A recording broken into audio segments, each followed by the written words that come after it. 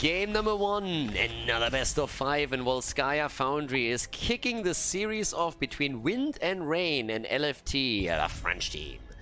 So we have the Baguettes on the right and Wind and Rain on the left.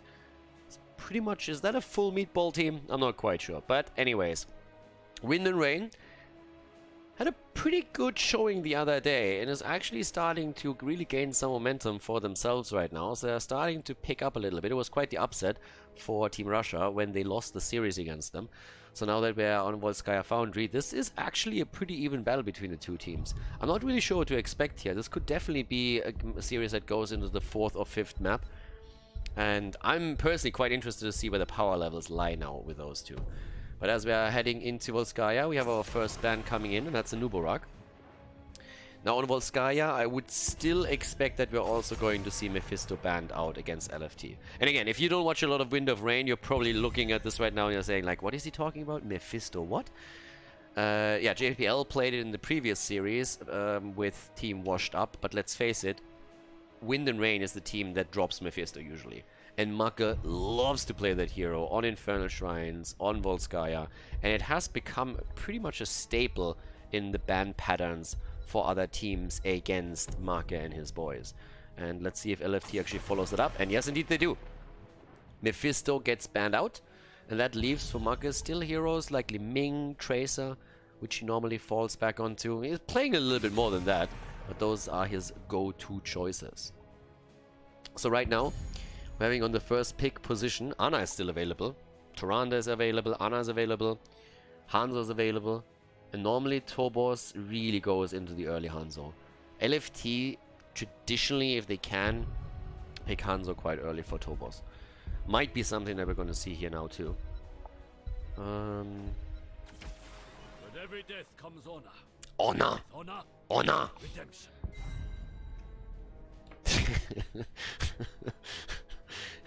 Hanzo just sounds like a massive idiot. Honor! But again, it's Tobos. He wants his Hanzo, and for good reason. I mean, they usually do well with this.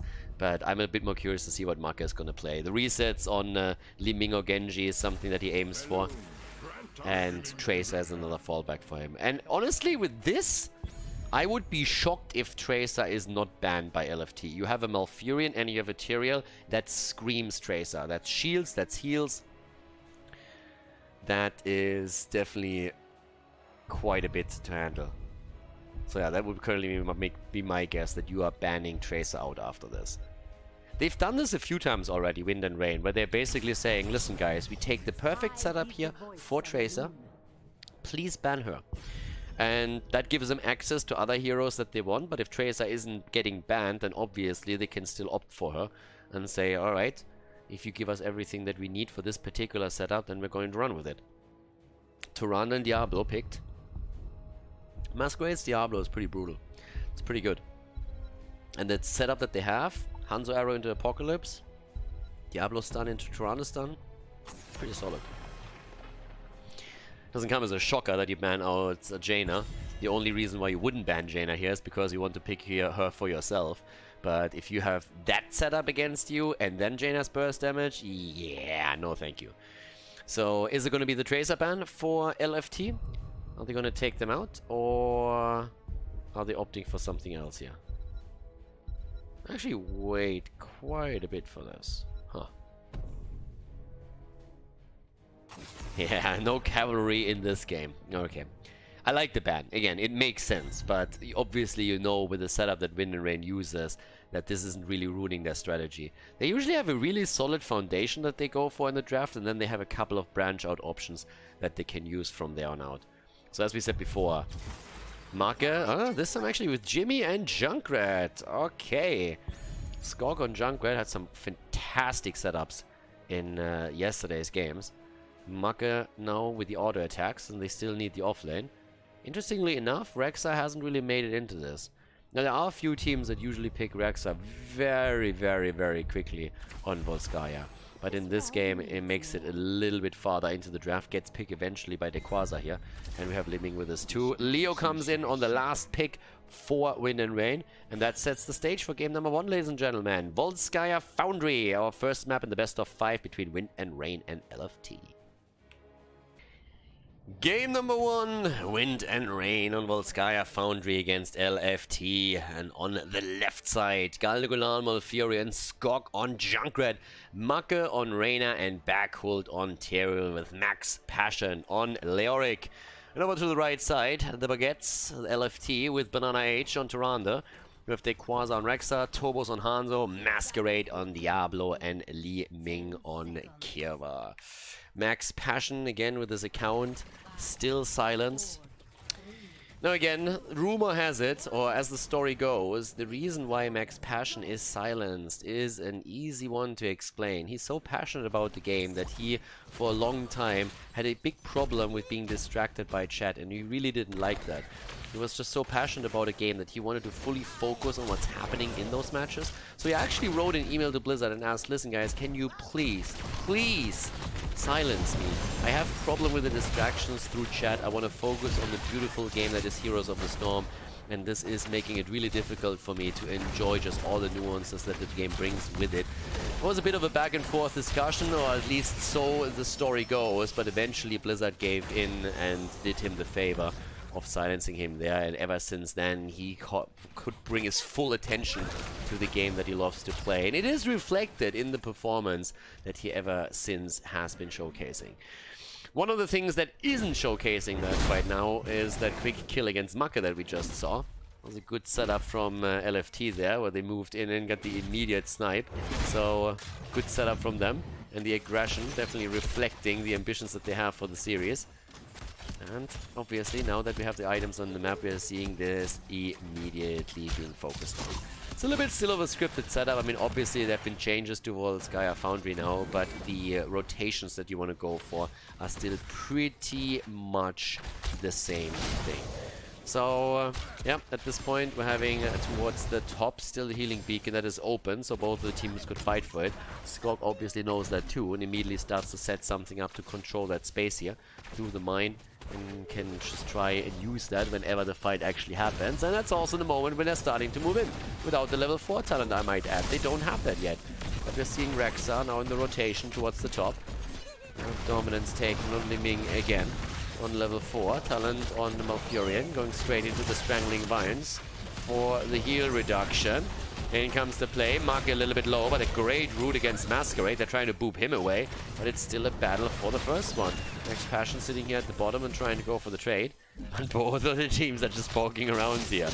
Both of them are still looking to see who can grab that healing beacon. And obviously, in an ideal world, you don't want to use your own turret. But the turret comes in, at least on one side. Healing beacon is about to be claimed, and they grab it. They take Misha down in the process too.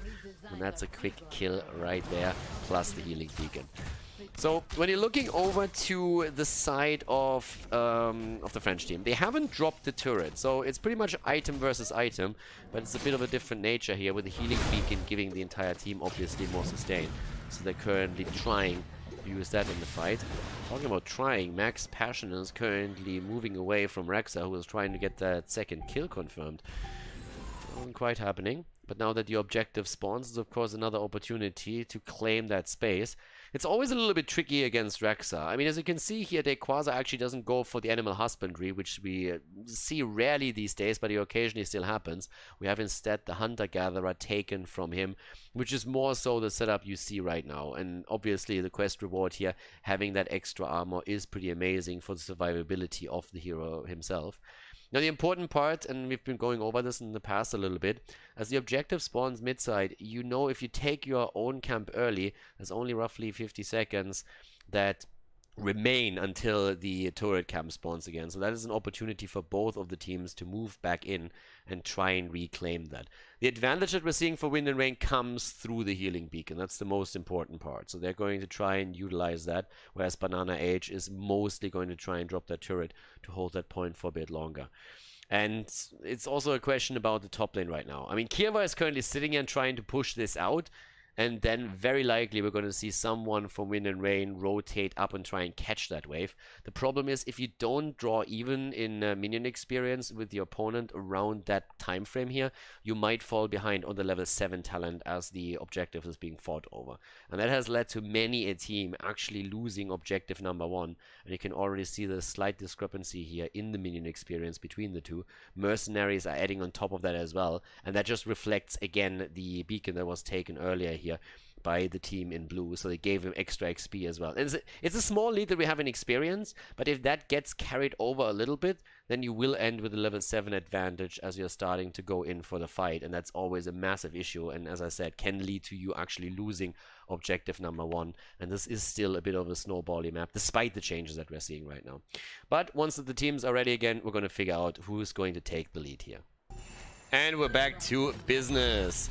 Alright, objective number 1 is up. And apparently the issue is that Berghult has a mean dog that killed his headset or something. Like, I don't quite know what exactly he has there, but that's some kind of cable Rottweiler that just likes to eat hardware. That's at least what it sounded like. It was a little bit confusing, to tell you the truth, but I'm not even sure if it's fixed right now, or if they have to do that between the two games. But either way, let's have a look how this is going to work out for the two teams as objective number 1 is finally active. And we had that rotation that I mentioned earlier from Junkrat to the top lane to push that out. Even Kieva is back to business to catch that additional wave.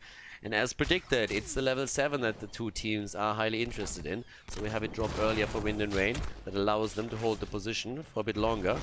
Also, level 7 actually going for the auto attack here for Marco. The Swift Retribution taken. Masquerade with the attempt. Marco already looking for the damage output as we're having Misha sitting at the side here trying to go for the kill himself.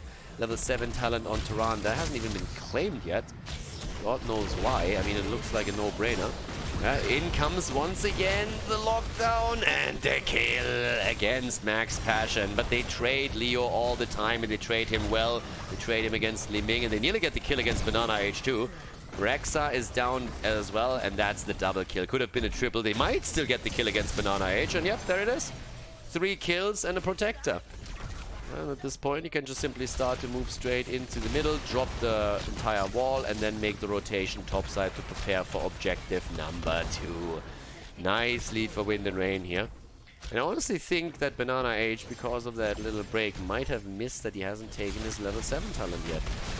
At least it feels like this would be an easy one straight into, I guess, Celestial Attunement. Granted, there's not that much to see on the other side, but with the slows that we have, and additionally also the roots from Malfurion, I would still say that counts. So why wouldn't you go for it? Just keeping the boys safe for a little bit longer here. Fountain taken down, wall eliminated as well. Objective prepped, the second one, so the setup is actually pretty great for them here. Yeah, Banana H still not making a choice here. I mean, what else are you really going to get if you don't go for the Celestial Attunement? I guess you can always go for the Khaldor's Resistance, but it's not like they're playing against a setup with Jaina burst damage that is going to really seriously threaten an insta-kill through spell damage. Might still be the option for them if they want to deal with the poke that comes from a hero like Junkrat, for example, but be it as it may, Tyrande is either way just fantastic support there. But the early level 10 now resulting in also another item with another healing beacon for the team in blue. They're already starting to pressure the bottom right here a little bit more. But things are definitely looking good now for Wind and Rain. Getting the first 3-2 kills, having the first objective, and they go for the resistance. Alright, they're not so worried about Galna Gulnar here, so we go into the spell armor instead.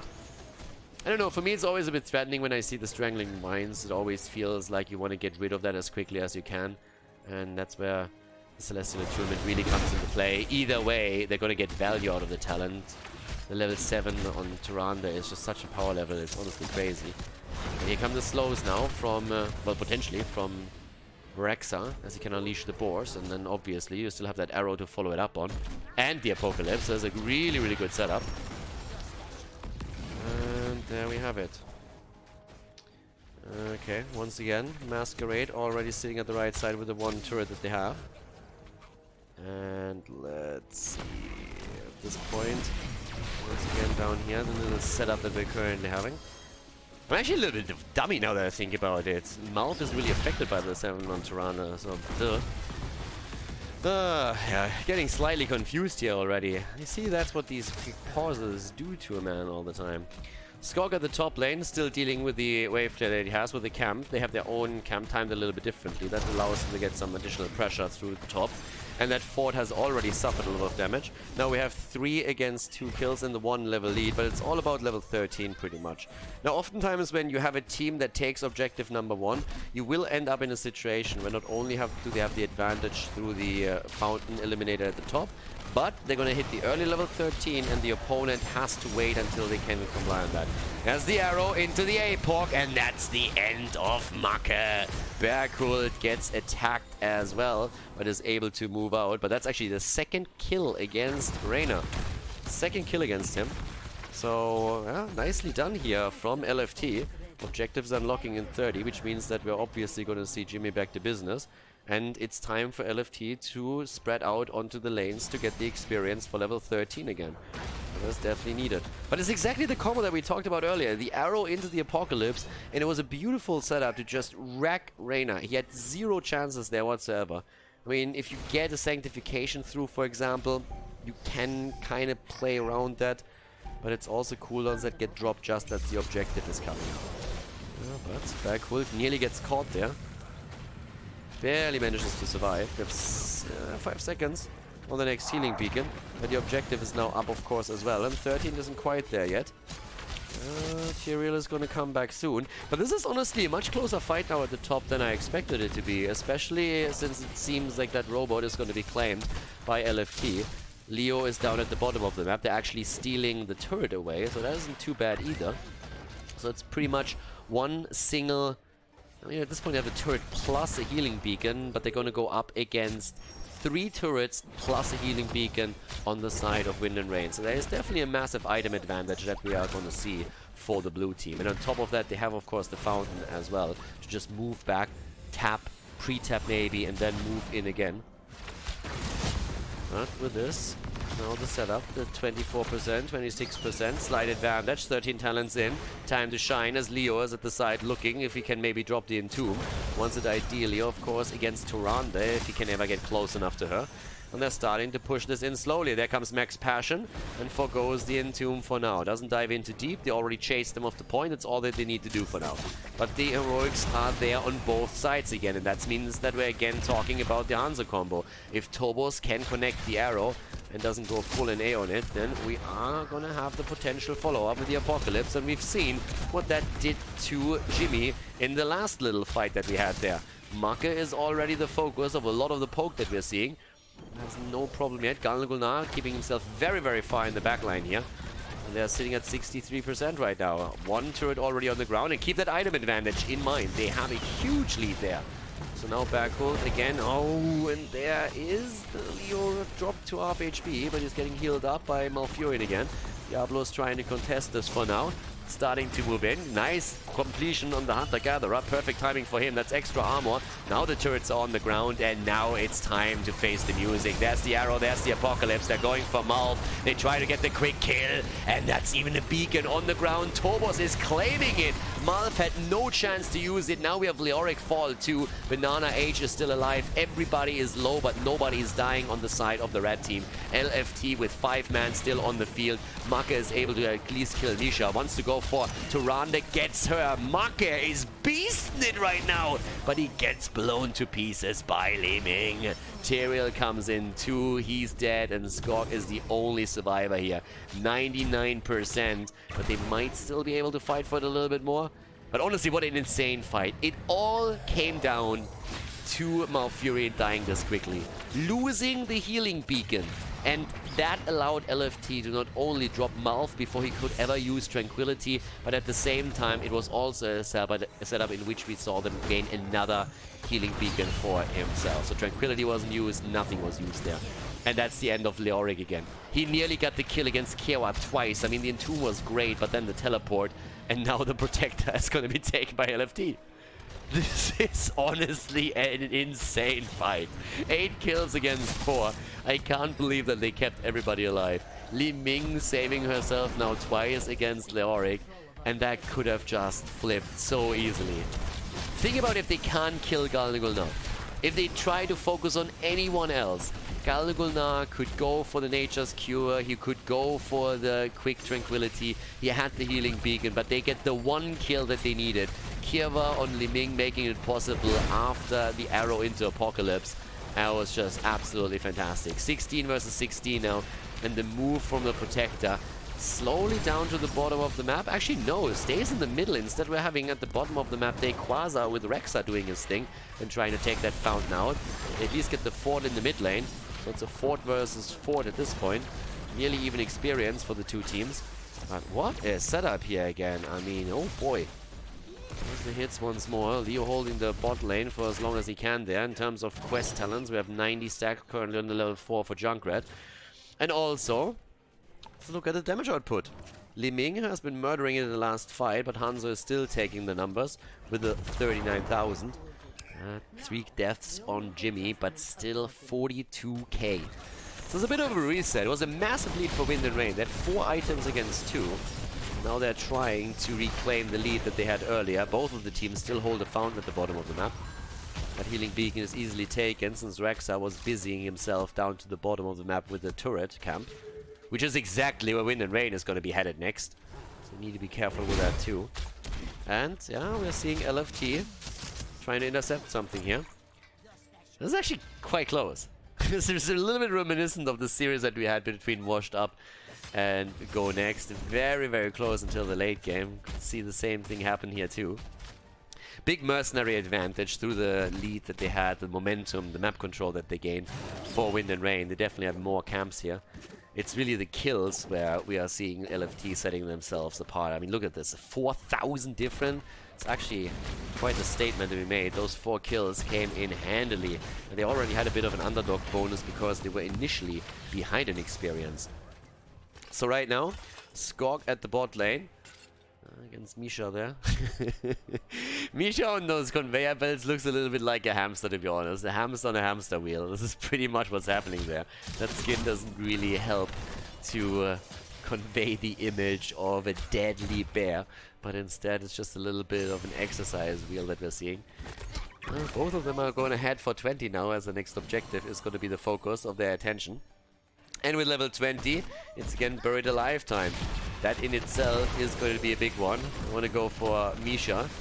And they might even get it. Ooh! Close. The bear just jumping around here. The rest of them is starting to move in now up from the top.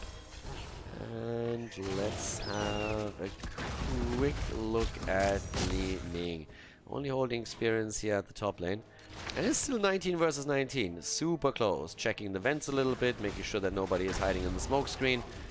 But both are going to be hitting level 20 for the next objective. It doesn't really seem like anybody is greedy enough to move far out onto the lane and gets caught there. The farthest out is actually Max Passion, but he's on Leo, so he can always easily ghost back if he has to. Camps are going to be up in another 50 seconds. Even that is another possibility when the objective is up. But here comes the 20s soon enough. Alright, we're ready. This is likely going to go to at least objective number 4.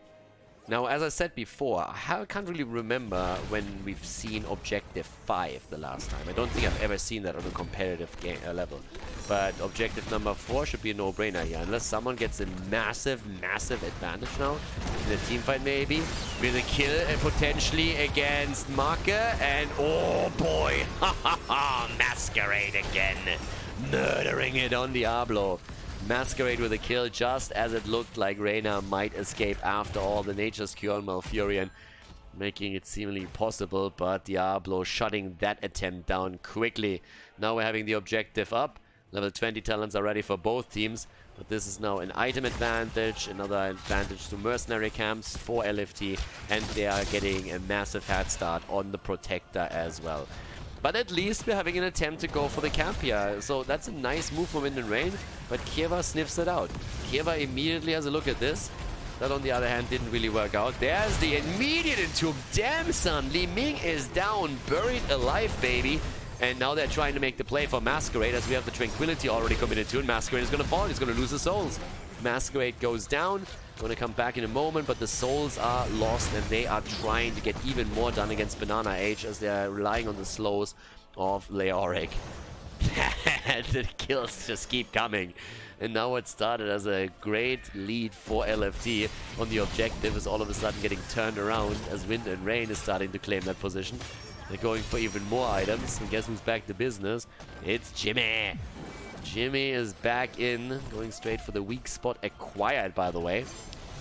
And obviously that Buried Alive is going to be back in another 2 seconds. Khaldor now holds the position down here. And with 15 seconds on Li Ming, you can't really make a lot of moves. They take the fountain down. No chance to pre-tap anymore. But obviously the healing beacon is this time going to get focused by LFT. It's a little bit of a reverse set. It's exactly the opposite situation from what we had roughly a minute ago. So now with 35 points, we're going to see the 5-man converge down to the bottom again to try and set that out. They have to fight for this again. The 4th one is usually pretty powerful, even 18 minutes in. But yep, there we have it. A little bit of a setup there. Masquerade comes in from the side. Backward is still on the spot. And he's trying to go for that wall stun. The problem is still that Masquerade doesn't have souls. He's on 4 souls. It's nothing. It's absolutely nothing compared to what he really wants to have here. So he doesn't really rely on a hefty hit point pool. That's the first turret already on the ground, and overtime has already been hit. Max Passion is looking for the Buried Alive, and Kiewa is just getting the hell out of there. He's sitting there saying nope, and here comes the combo. Combo is in, Nature's Cure being used, Sanctification on the ground, and they dodge the entire thing. Nicely done, and Masquerade again being attacked here, getting body block too. Khaldor dodging out on the stuns, but Diablo is already dead, and they're going for seconds. They want more than 1 kill, they want Quasar. But he's actually able to survive, at least for now. Moves out, but the Protector himself is taken. And that's the opportunity right now to go at least for a keep in this game. Again, the Protector changes, of course, come through. They're getting the damage now done. The minion waves are going to come in soon as well. That helps him with a push on the keep. Dibbles is down for another 30. It's definitely going to help a lot. And they're going straight for their keep. You don't want to waste your time at this point with forts. You're already 19.5 minutes in. You definitely want to have a keep. You want to have the catapult pressure. Already pushing Misha out. Basically just stiff-arming her here. And starting to move straight for the full wall. Going for the fountain. Going for the keep. And it should fall. The minion wave is coming in. They go for Misha again. About to drop the kill there too. But they can't get it. And that keep is down. Question is, what else are they going to accomplish? Are they going to try and rotate somewhere else? They're even looking for core here. But Dibbles is back. I don't really think they can do a whole lot here. They really need to think this through. Tyrael does not have Sanctification at this point, so you can't really right-click that shit either. So I need to be a bit careful with this. Once again, we're having the little poke here, but another 30 seconds on the Protector. So retreating. Next one is obviously going to spawn in the middle. And that might be the one that ends it all. Talking about ending things. Currently the end of the wall in the middle, marked by the catapult pushing in. And it's also going to drop the fountain and very likely put some damage onto the keep. But the red is there. And with that, we're having the catapult taken out quickly enough. Alright, time to get some stacks together for Diablo. He needs to get his souls back up for the next fight. We're having 174 stacks for Junkrat on his level 4, by the way. And it's more about the item advantage again. Damage output in this game, 66,000 by now on Hanzo. And they're again dodging around the position here. Nearly 200,000 siege damage, by the way, on Junkrat alone. And he's also leading the charts when it comes to hero damage. For the time being, we're having 1 healing beacon taken, and they're obviously making rotations now towards the turret camps as well to set themselves up for the next objective. And the next objective spawned midside. Guess what we have midside? The last remaining fort for LFT plus a fountain. Now this one is very much exposed, so I expect it to be targeted soon by the blue team. But if that doesn't happen, there's definitely a pre-tap option. And Tomb down here did not connect, so couldn't get the Buried Alive set up.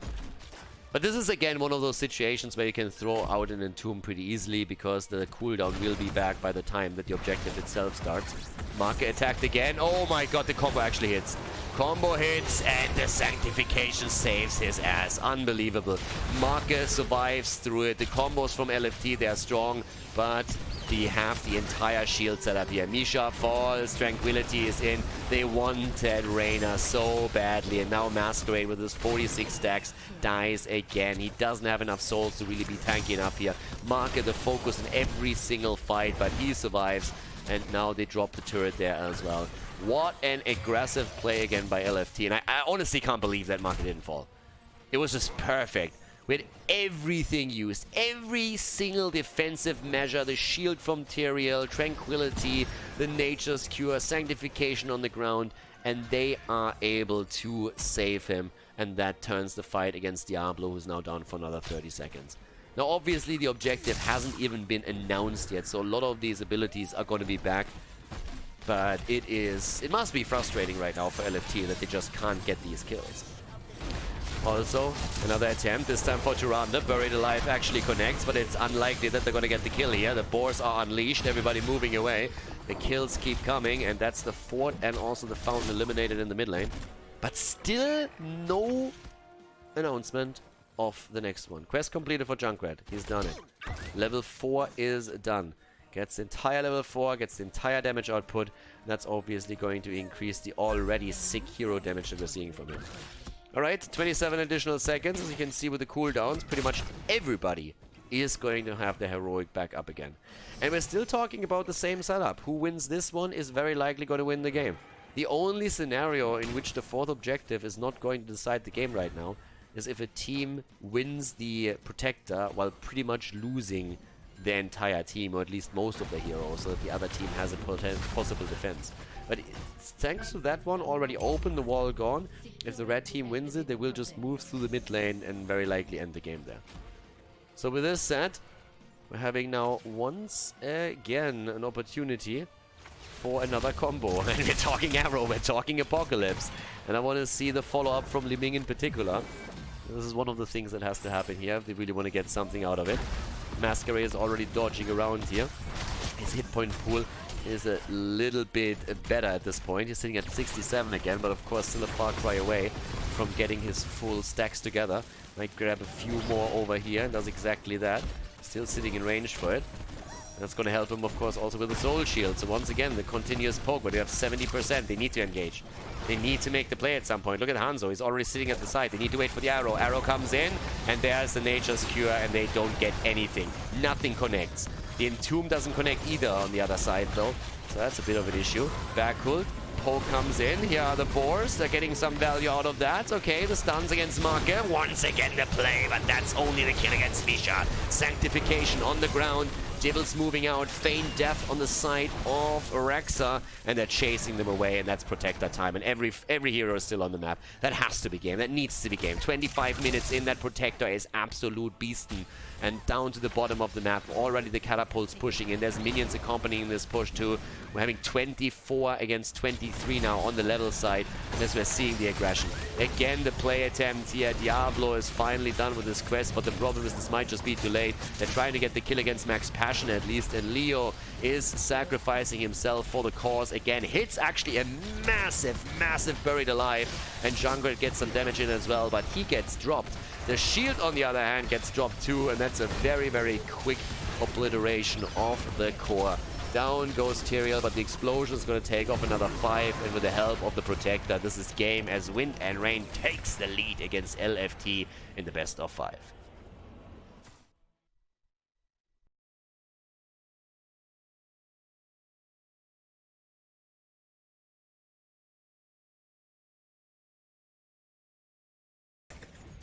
Game number 2. Wind and Rain, everybody.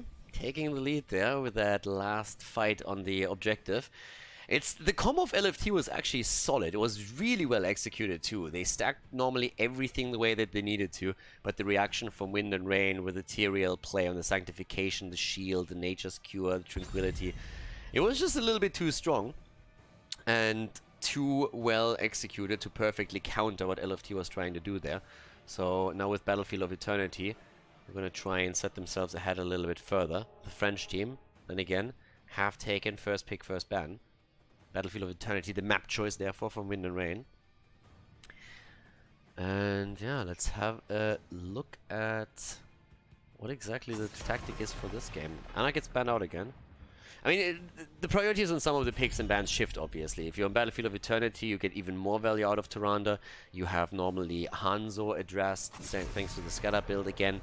We're normally talking also about some... any kind of hero that can really either poke or has the extra damage against minions and mercenaries really helps you. So, Liming is fantastic here. Hanzo is great, Tyrande is great. Greymane sometimes makes a bit of a comeback on this map. And we're actually seeing more Greymane in general. Now again, the hero is not a staple in the meta, but he's not an outcast anymore. He actually made his way back in. So depending on the comp that you use, especially if you're playing it, let's say, with Tyrael as well, relying on the shields and the sanctification, you can definitely focus on that a little bit more and drop a Greymane into the mix as well. The interesting part is that when you're actually looking towards the Chinese meta, when you have Gold League as a tournament, they love, on Battlefield of Eternity and on Tomb of the Spider Queen, to go for Reyna. They go for Jimmy and they go Exterminator on both maps. And it's a huge focus for them. Tobos again with Hanzo. We said that before, it's pretty much the standard setup that they have. Whenever they get first pick opportunities into Hanzo, they go for it, and Tobos rocks the hero there. So Wind and Rain. I'm honestly wondering if at some point we're going to see teams experiment in the European scene a bit more with Exterminator as well. I'm honestly cringing every single time I see it on the Chinese side, when it's paired with an Arthas or Jaina. Like, there's definitely arguments to be made if you don't have a lot of slows, that you're trying to play more towards the objective on Battlefield of Eternity and you drop Exterminator. European scene has experimented with that a bit, but if you already have slows guaranteed pretty much in every fight, and it just feels like Ace in the Hole is such a fantastic talent, and it's insane to pass up on that.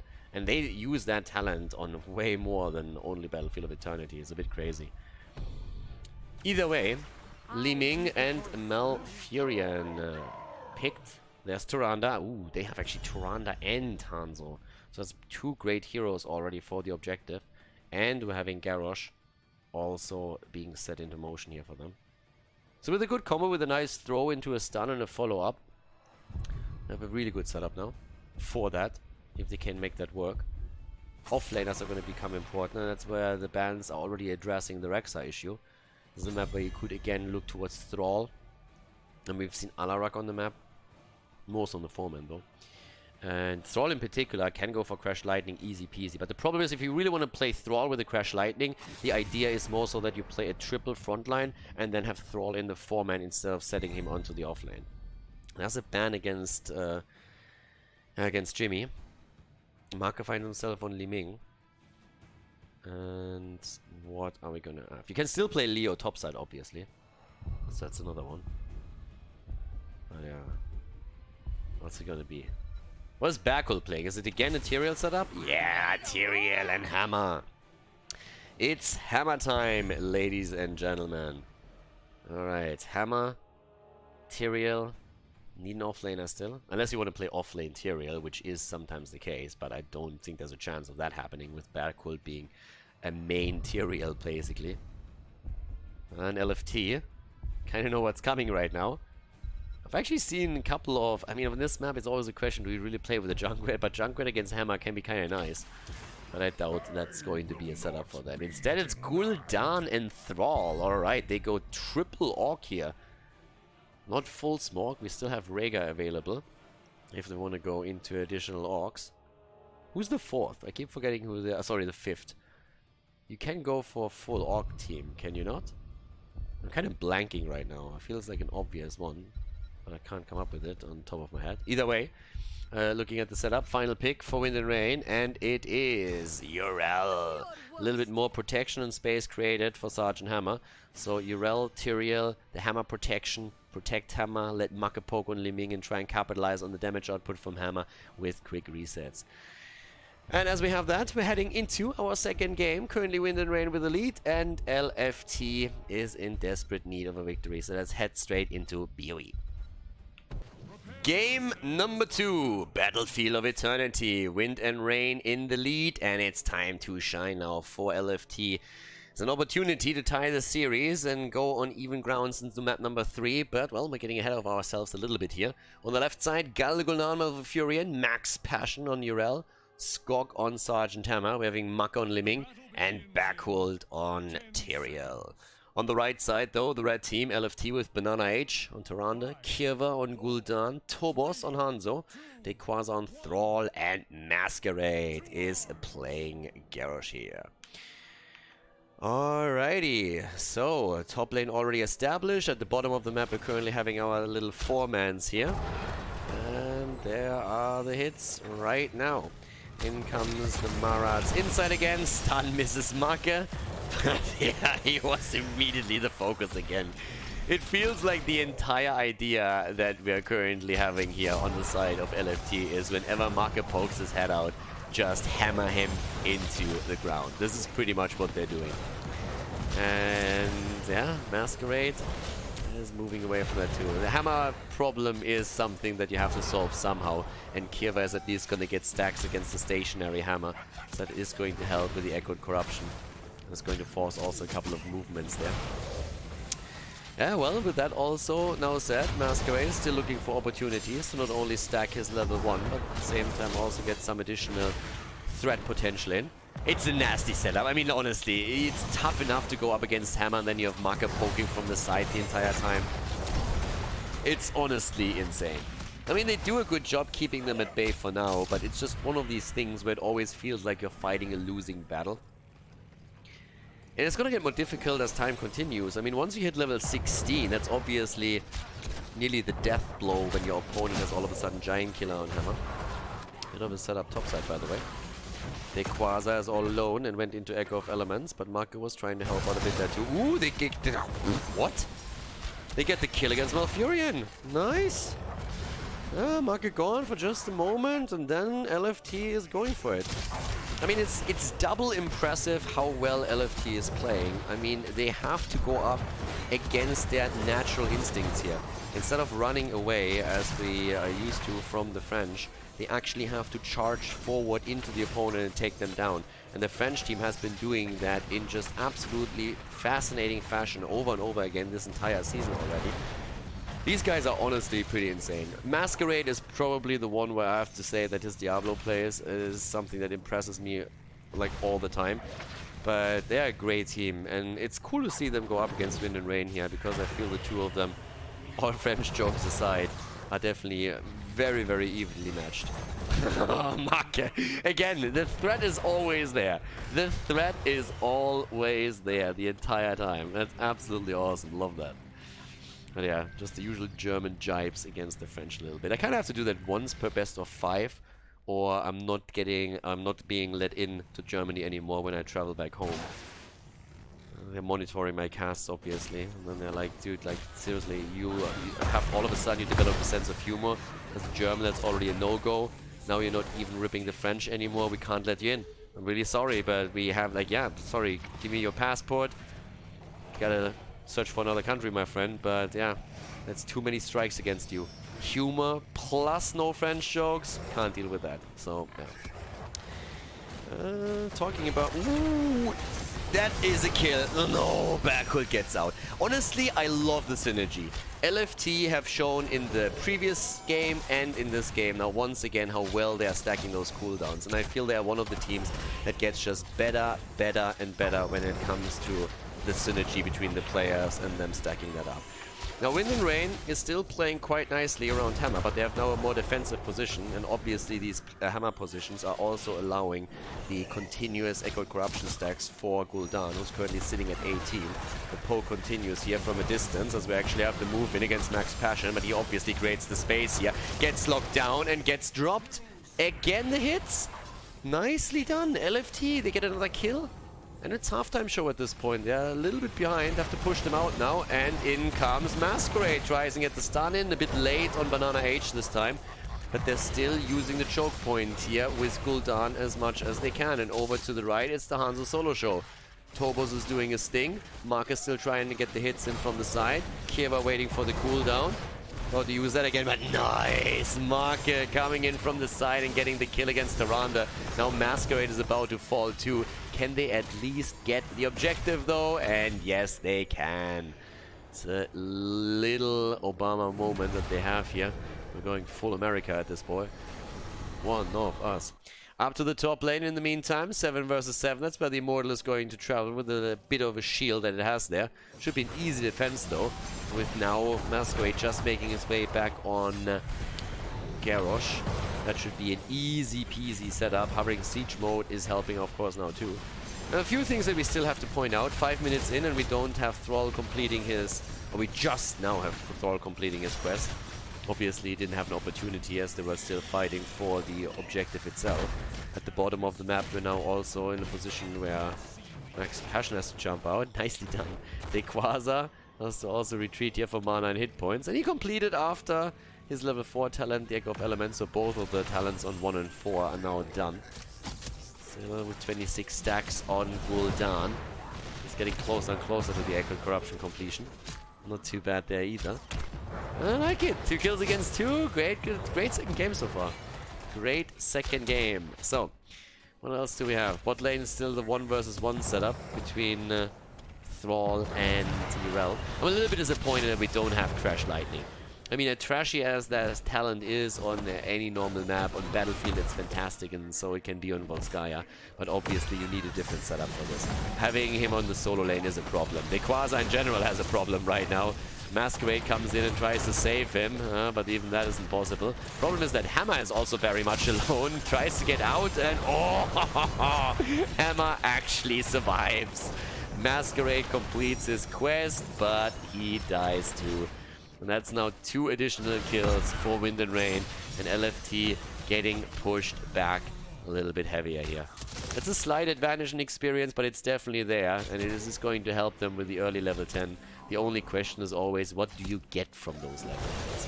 When you have your time, your attacks, you really need to be a bit careful on the side of LFT now, but just a bit of time and you're going to be absolutely fine here.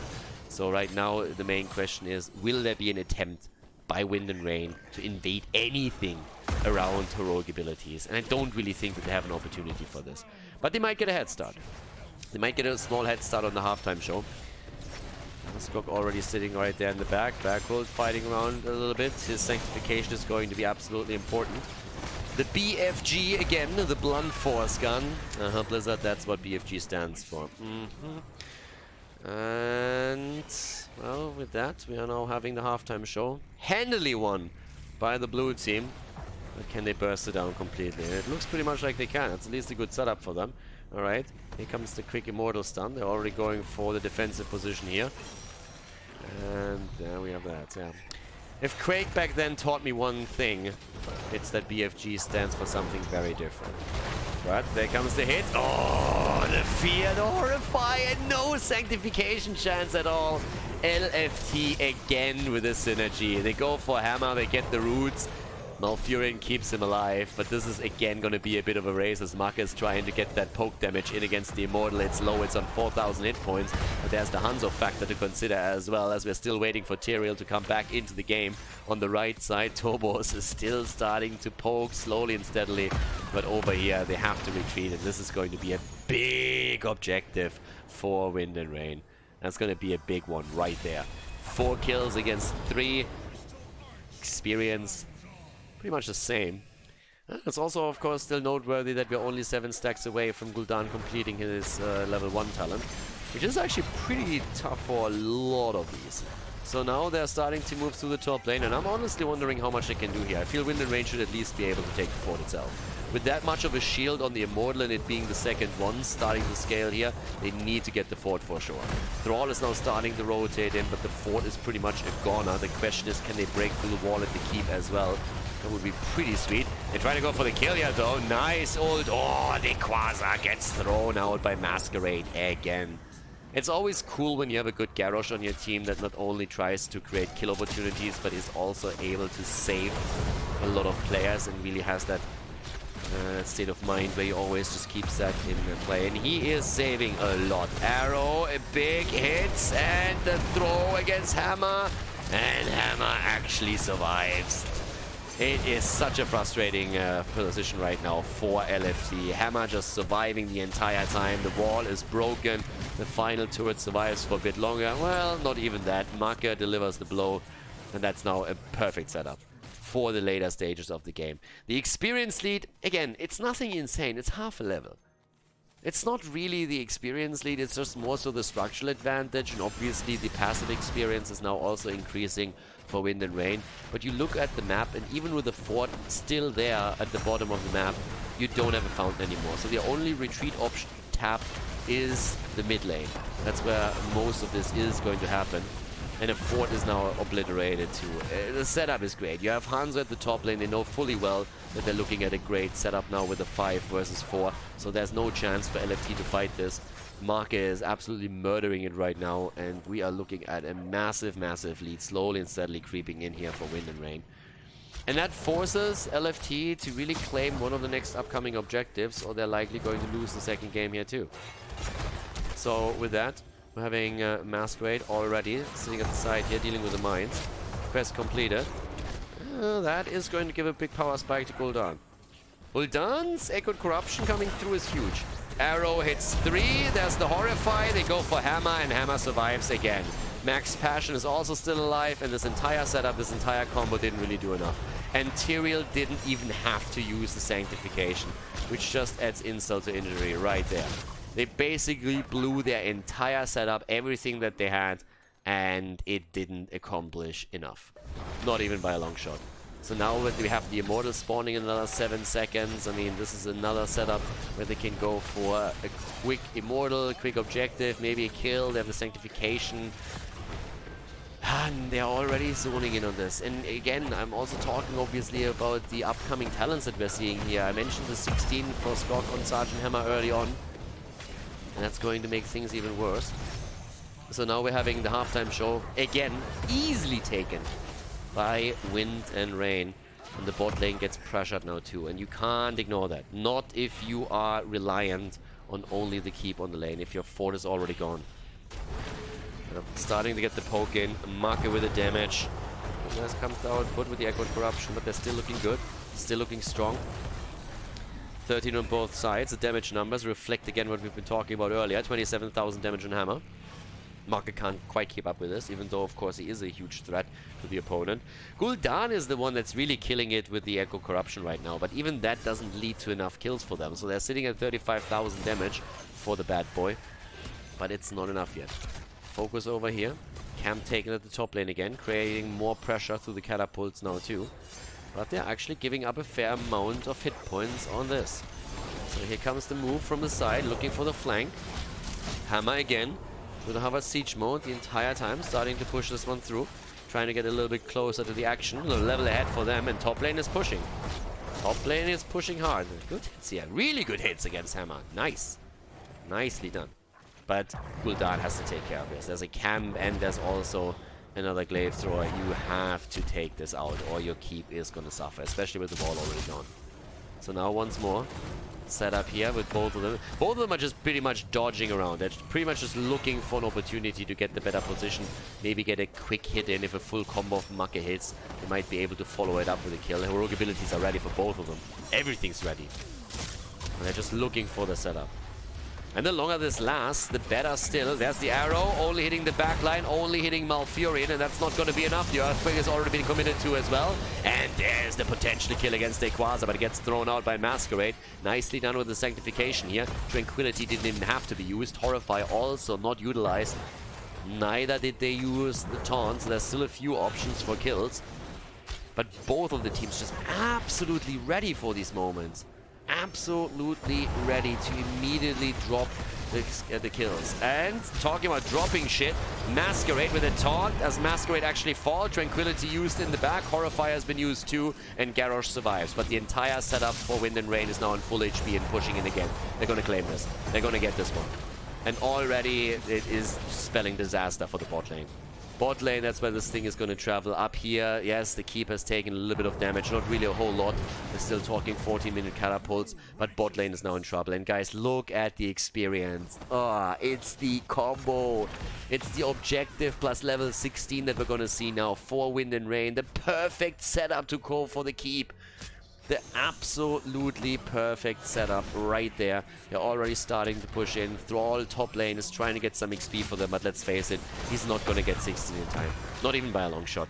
Yeah, way too far out. He needs to come back down to really help them out. He can't soak an entire level. Here's the 16, and that means now it is Giant Killer time, baby. Hammer gonna take that any moment. We're already having the Mirror Ball claimed. And with this, Giant Killer is going to threaten Garrosh even more. So here comes the the Immortal. Shields are gone. Masquerade is done. Masquerade is done. The Quasar gets also wrecked. There's the Blunt Force gun right there, and they're gonna try and go for the cure, of course. The Keep is already about to fall. There's the Horrify, but another big jump onto Gul'dan. He's down. Little kill against Li Ming at least, but with Hammer, with the catapults, and with the entire Immortal setup, this is going to be game number 2 for Wind and Rain. Hammer on 16, just too much. There's a Sanctification for good measure, and that is it.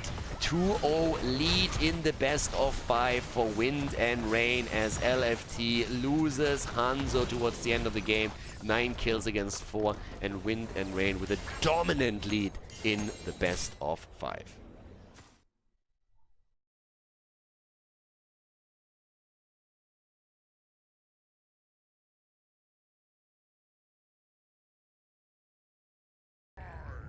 Infernal Shrines. Wind and Rain against LFT, game number 3, and well, potentially actually the last map in the series. Now I gotta admit, when I look at the games, most of the time they're actually as close as I expected the series to be, but then you look at the score and it doesn't really reflect what we're seeing in the games. Wind and Rain towards the later stages just does a little bit too well here. And now we have the map chosen again by Wind and Rain, and the immediate ban on Mephisto. We're just not going to deal with that at all. Again, it's Marke. Wind and Rain played so much with that, and they definitely have their core heroes. You can't argue that point. Wind and Rain has their particular style, and it works nicely for them. They have a few deviations, but they are working with the same core usually. So at this point, Zeratul gets banned out. I would assume that we have Maiev eliminated as well on the side of... probably on the side of Wind and Rain, actually. I would expect that LFT would pick that hero if they could.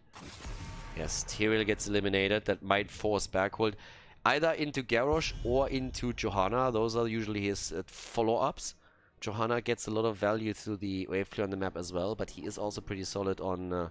Garrosh. Those are usually his top 3. I mean, don't get me wrong, the boy can play more than 3 heroes, but those are the 3 top heroes that he usually gets. Is it going to be the Maiev ban, or are they actually going to let her through? Nah, Maiev gets banned out. So first pick, let me think. Is it going to be Hanzo? Oh wow, actually not. It's like the first time in like 10 games I casted from these bad boys that they're not first picking Hanzo. Instead, a Nuburak. Okay, a Nuburak taken. I'm already liking it. So now you know if Wind and Rain doesn't pick Hanzo, then Hanzo is probably going to be picked in the second rotation. But yeah, I like that. I like that we actually have a slight deviation at this point on that end. Okay, so let's have a look. There's Hanzo and there's Malfurion. Okay, so they're playing around this a little bit more. Brings us still to the question if we're seeing something like... I mean, Junkrat is usually picked on this map no matter what, right? So would Wind and Rain pick it together with Hanzo? Is it now an early pick for LFT? Is some of the teams going to ban it out here? It's always the question at this point. Because that's the normal setup that we're oftentimes seeing here. But then again, 2 picks with the Nuburak. Ooh, Gul'dan and Ana right away. So once again, we're going to see Gul'dan. This time even with a nano boost. Always knew that Gul'dan players were boosted, but yeah, Ana is putting that to a whole different level. And it's Banana's Ana. And when Banana plays Ana, then we always know that the Ana is really Bananas, because Banana plays a fantastic Ana, and he has a banana playstyle too. So that's why a lot of the teams actually ban Ana against Banana, because if you don't ban Ana against Banana, then Banana can play Ana, and that's never a good thing. Diablo taken away, and so is all. This guy's actually addressing. I honestly would expect them to go again for Junkrat here. I mean, you already banned out Reyna. If you ban Jimmy out, I mean, right now I could definitely see them again go into Garrosh then. And yep, there it is, Garrosh. If you have the penetrating round against Garrosh, you can really control him quite easily. The movements there. It's not really that much of a problem when you go Johanna, but as I said before, Johanna and Garrosh were probably the 2 that they were thinking about, and with the ban against Reyna, Garrosh became a lot more likely. So Leo, obviously, for the offlane again, pretty much the standard for them these days. And what is LFT gonna get? Ooh, the bird. The bird for them. And Malthael against Garrosh. Okay, Malthael claimed the bird for Kiva. Can try and play around the global aspects of the map. We're still missing one additional damage dealer. What is Maka gonna get here? Is that Tracer now looking a little bit better for him? Is that something that he wants to get, despite the fact that there's a Horrifier on the other side? Against Falstad? Is it gonna be a Genji play? It's Tracer, they go for it. Tracer's getting played with Malfurion, and ladies and gentlemen, Infernal Shrines, map number 3, possibly the last map of the series, as Wind and Rain is looking for the 3-0 victory. Let's find out if they can pull it off or if LFT turns things around. Game number 3, Wind and Rain. Galgulna on Malfurion, Macke on Tracer, Skog on Hanzo, Max Passion on Leoric, and Berghult on Garrosh. Wind and Rain looking strong, 2-0 against the French team so far. We're having Banana on Ana, we're seeing Kirva on Falstad. And this is really one of the heroes that we have to keep our eye on. We already had a previous series on Infernal Shrines, or previous match on Infernal Shrines, where Falstad was really the linchpin in the strategy, and that was with Go Next against Washed Up. So let's see if Falstad, played by Kirva, can go for a similar setup here. Masquerade is playing Nuburak now in game number 3, so they're a bit more aggressive with the Nuburak moves here and the engage into it, and Tobos is going to be the beneficiary of the nano boost that Ana will provide as much as possible during this. Dequaza with Malthael, he's going to be not only the one that's obviously going to try and look for those quick last rides, but he's also going to threaten Garrosh a whole lot more, and that's one of the setups. The late pick into Tracer, on the other hand, is definitely going to be a little bit difficult for Ana, Falstad, and Gul'dan potentially. And don't get me wrong, there are definitely tools against Tracer that can be used. After level 10, we're going to see Horrify, that can be a problem for her. Falstad is still in a position where he can also maybe even use, I mean, probably not really a Gus, but he is going to be probably the main target. But you have stuns on Nuburak, you have also then Ana to be considered with the Sleep Dart. So there's a lot of tools or a lot of things that Macke has to dart around, but he has definitely a setup where he can try and get those quick kills, and because there's a target-rich environment on the other side with low HP pools. And game on, as whatever that little lag problem was has been resolved right now, and that keeps us straight into game 3. Alright, so let's have a look of how this is going to pan out now. Berghult on Garrosh this time. And again, the core of the Wind and Rain composition is usually the same here, but at this point it's a lot, like all eyes are basically on Tracer, which is a little bit weird because there's already the Hanzo factor to consider with all of those stuns that he can get out. Interesting enough, you also have Seasoned Marksman now played on Falstad, a little bit different than what we had in the previous series. But as it stands, we're still having on level 1 Nuburak with the Regeneration Master, trying to get those 500 hit points. There's an added HP bonus when he completes the quest reward here. Already working on the first one. And Tracer comes in from the side. Yeah, Macke is definitely the one to watch out for right now. There's obviously other aspects to it as well. Skog in particular on Hanzo, but still, Tracer is going to try and get those kills later on against Falstad and Ana in particular with that bomb. And if he can pull it off and play well here, then they have a really good shot at making this a 3-0. But at this point, we're having once again the little setup here. Oh, with Tracer actually already going straight up to the top, trying to go for Dequaza. There's the bomb, and oh, the kill, unfortunately for Wind and Rain, not the kill against Malthael. That must have been really annoying. I mean, Tracer looks at this like, I can get it, and then all of a sudden the hammerang comes out of nowhere and hits her straight in the face. Tracer down, and I would be a little bit salty if I'm Macke at this point, would be like, okay. So yeah, perfect kill there. Malthael with a little bit bait towards Falstad, and that was a good one. That was a really good start. I like that quite a bit. Yeah, but as it happens, I mean, again, it's only the first kill in the game, so usually that doesn't have a big impact, but it was definitely a funny setup. Now at the top lane, Dequaza is still getting his XP. I mean, Leo is obviously going for the rotation here. That's the bottom of the map where we see another little battle. Maka needs to be careful in the choke point, but outside of that, he's doing fairly well here, just occupying the opponent and making sure that they can't immediately take the camp. Level 4 is slightly quicker now in the hands of LFT, thanks to the kill that they got. Not that it has an impact yet, but those advantages might over time then obviously accumulate to a bigger one. For now we see 5 stacks on the Seasoned Marksman. It's going to be a big tool. Bombs are coming out again. Tobos is low and Tobos is dead. Tobos is dead and Masquerade is barely escaping. They at least got the camp so they didn't lose out on that. But after we saw the initial kill against Marcus Tracer, now he gets his little sweet revenge. Maybe not against Falstad at this point, but gets at least Gul'dan destroyed. And they're applying the pressure again.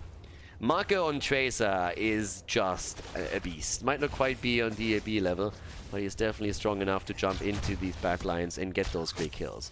So once again, we're having right now 7 stacks, 6 stacks. Pretty good quest progress actually on most of the talents for LFT here, especially Falstad. Kirva is getting pretty decent value. 3 minutes in and you're sitting at 8 to 9 stacks. That's pretty solid. Now the global is obviously going to allow them to fly Falstad top lane and enjoy a quick 5 versus 4 advantage in the battle. Leo has to be careful whenever that happens and has to at least call it out so that teammates can move back if it ever happens. For now it's a 4 versus 4 setup where we get a slight lead for Wind and Rain thanks to the position that they hold here. Trying to get the plays here again, already going for Masquerade with the damage. Maka not properly connecting the bomb here, but still getting some value. Leo is starting to move in now too. And obviously they're attempting to also go for level 7. It's really that one thing that might set you ahead a bit of your opponent if you get it just a few seconds earlier. Parting gift for Maka. Roots again versus Dequaza. Nicely played here. Max Passionate is rotating in, gets the slow, and Kirva is forced to barrel roll away as the level 7 talents drop into the hands of Wind and Rain. Slight advantage and the immediate aggression there. Soon going to be ready for LFT too. But yep, now we have the lead, and that is going to be the first protector, the first punisher in the hands of Wind and Rain. Obviously the big question is now, how much are they actually going to get out of this? How much or how heavily are they investing into that push? Trying to open up that wall. Side wall alone would already help to at least allow Maka to move in and try and get a kill. But if you're able to get the wall here completely, that's normally just worth it. And it seems like they're making the play for Malthael. At least Tracer is starting to meet the rotation of Leo and moves in, hides in vision, but then is moving down regardless, so it doesn't really matter at this point anymore. Couldn't sneak past and make any play. Bit of damage onto the fort itself. The second turret has basically been destroyed. I mean, it's going to be 1 or 2 hits and that's going to be the end of it. Boomerang build still for Falstad. I explained this before, but this is the build to go for if you want to go auto attack. Secret weapon is definitely not what you want, even with an auto attack build. It's not really the focus that you're looking for. And with Boomerang, it's a good damage output against Skog. Now, one of the main reasons, and I explained this before, is it's a lot of burst damage, it's AoE damage that helps you also to take these waves down. And later on, you will be able, with a simple Boomerang, to drop the entire backline minions, which is absolutely huge. And it allows you to get a lot more value out of your global too, because you can all of a sudden side lane push against opponents. And obviously, the stacking process on level 1 is a lot smoother with it as well. There's a lot of arguments where Secret Weapon isn't really the talent to use if you're going to go for an auto attack build. So if at any point you want to play that style, always make sure that Boomerang is what you're going for. Falstad also eating the damage here for Maka again. I mean, this is one of those things. If Poik talked about this a lot during the HGC times and other Tracer players confirmed that too, you should never just try and hold the bomb back for the perfect kill, for the perfect use. You want to really spam this out. You want to be aggressive. You want to always make sure that you're getting it back as quickly as you can, but it's the damage output that you really want. So if you can get the kill with it, then obviously use it for that. But outside of it, don't be shy to throw the bomb out if you're sure you're connecting it and you get the damage in. You pressure your opponent, you make it difficult for them to establish any kind of presence on the lane, and you're definitely also buying yourself a little bit of respect where there is a threat level that comes from you. And here come the abilities that we talked about. Not only do we have Cocoon, which can always be blinked away pretty much, but at the same time, Cocoon as a setup, we're having also the Horrify. So there are tools against Tracer now. There are definitely big tools against Tracer where Maki needs to be cautious. But as much as we're focusing on Tracer, there's obviously 4 other heroes in the team of Wind and Rain that have also a little word to say with all of this. So now, just talking, 20 stacks already on Gul'dan. Topu's doing once again well with the stacking progress on this, especially since now the second shrine is only activated. So with that, we're going to have another opportunity for him to get way more stacks on that talent. 16 for Falstad, so decent damage output also for the bird on this one. It's only 24 away from completing the quest and getting his activatable. On 13, we're going to see the Giant Killer coming in, so you have a bit more pressure potential against the frontliners with those auto attacks. But also an Arcane Punisher now to be fought over, and the lead for Wind and Rain once again. So at this point, we're having them starting to get the stacks together here, and we're already seeing a lead with 9 against 2. 10 against 2, get way more great position for them at this point. Look how far back Gul'dan is, by the way. They're a little bit worried about a fly-in from Falstad and a Mighty Gust, and they need to really position themselves properly for this. Here come the heals over and over again. Max Passion is back to business, gets the Entomb, forces that. Arrow comes as well. Garrosh wants to go in, but gets cocooned immediately. And there's the Horrify now too. The kill against Leoric as the first stack comes into play for Malthael. And Garrosh falls shortly after, so 2 kills secured. 31 stacks against 26, and it seems like we're seeing LFT taking this one.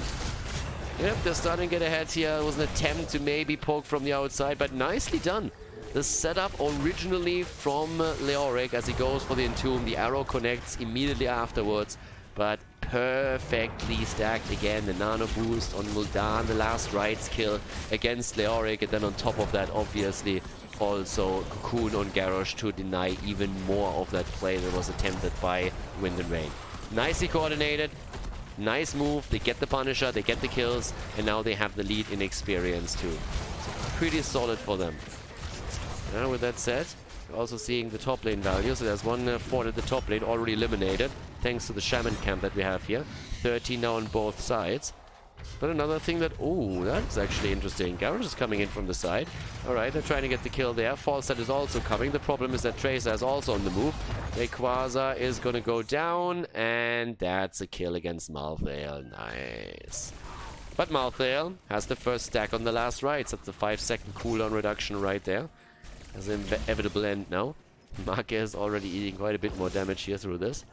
When it comes to stacks, again, 9 additional globes for Anubarak, and he's going to be with 500 hit points, a lot tankier as before. Damage output, we're having still Gul'dan on 17,000. Marcus currently on 13k, and 18,000 for Hanzo. And everybody is just still playing around the mercenary camps and around the objective. They're all looking for kills, all looking for isolations, for heroes that go a little bit too deep on the map. But when it comes to structures, Wind and Rain has some issues. Top lane fort already fallen, means catapults are spawning on every 3rd wave. Bot lane fort very low. That's another opportunity for LFT whenever they get a kill here. And they're already starting to look for exactly that particular kill. Here's the cocoon, and there's the play for Hanzo. Nicely done by Gul'dan. Saving him for now. Garrosh should not be in too much trouble here. No, he's able to get away. Alright, there's the Horrifier. Well, the second, and the attempt with a kill. Doesn't get that. Last rights doesn't find the value. And Tomb is actually fantastic. Blocks 2 of them, and that's the kill against Malthael. Great setup here. Bakul and Skog both nearly dead, but Marke wants to go for another kill. Nicely done. The Gust comes in, but Max Passion dodges it. And now they're going for kill number 2, and they get it. Down goes Gul'dan, and that's 2 kills for Wind and Rain. Great play by them. That was a fantastic Entomb, by the way. And it just shows again, you don't necessarily have to actually catch someone in the Entomb. As long as the Entomb completely blocks their path, you are set. That was really, really well done. Especially as Hanzo was attacked originally. And then the Nature's Cure, just the perfect timing to allow him to jump out. And now we have a lead in experience again for Winner. It's back and forth the entire time. It's what makes this series so cool, despite the fact that it has been a one-sided affair when it comes to map wins. The 2-0, at least up to this point, indicates that obviously. But when it comes to the maps and how they play out, that's a whole different story. Marquez surviving as Kierva nearly single-handedly drops him Masquerade was attempting to get the stun in, and that might have been the end of Tracer. It's just so much damage everywhere. And the damage output increases through Falstad. So, once again, Marke, they are about to activate the Shrine here. They want to get the head start. They have the 16 that allows them to get that lead.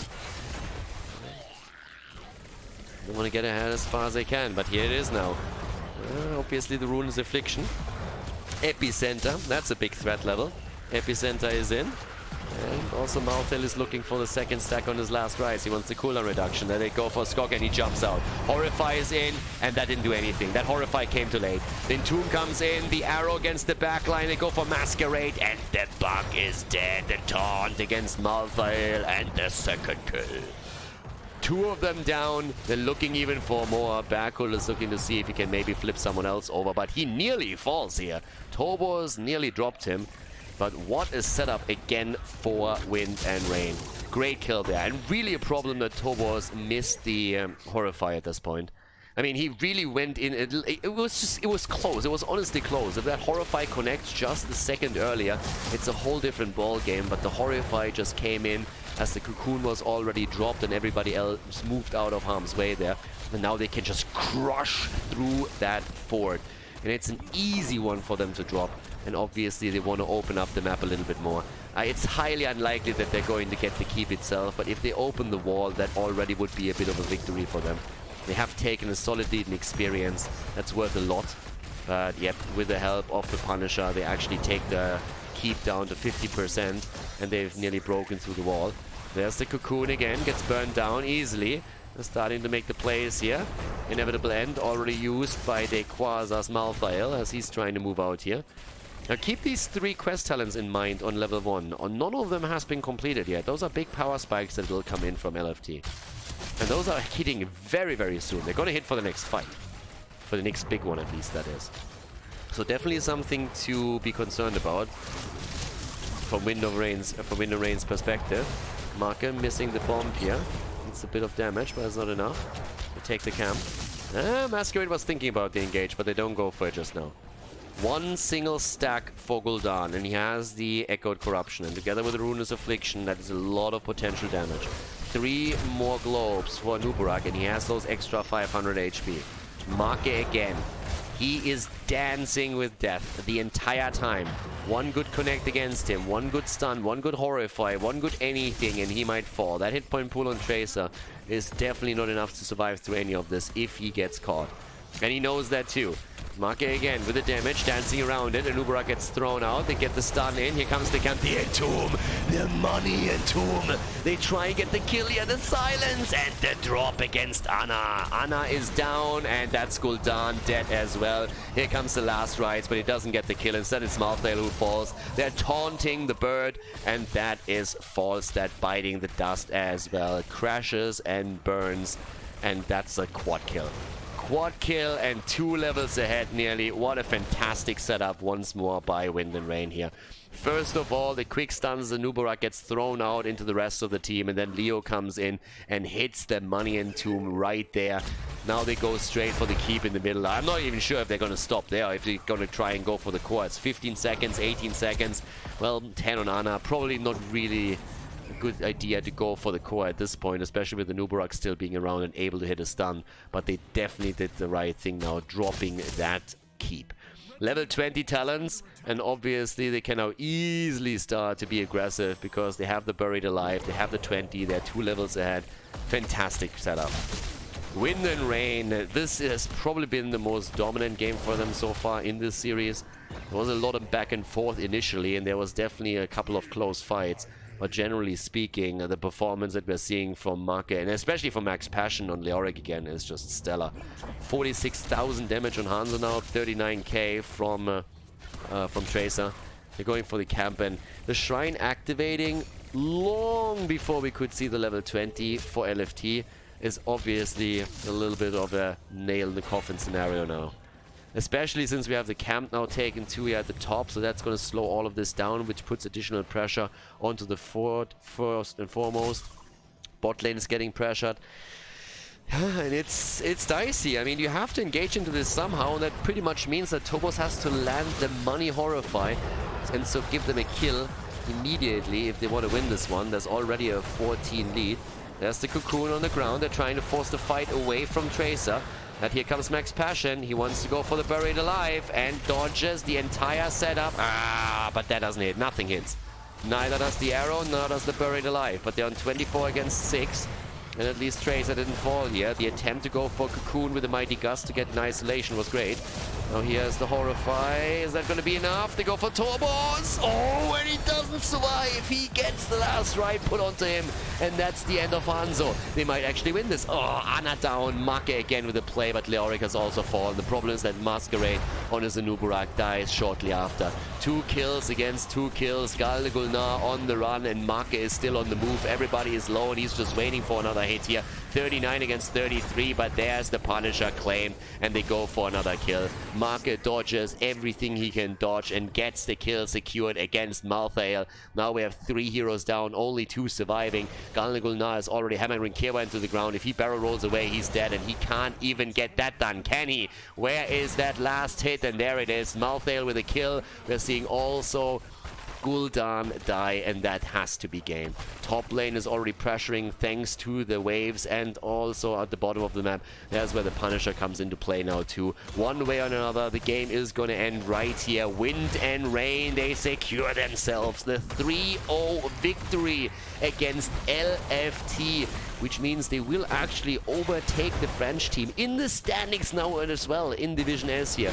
Fantastic series by them.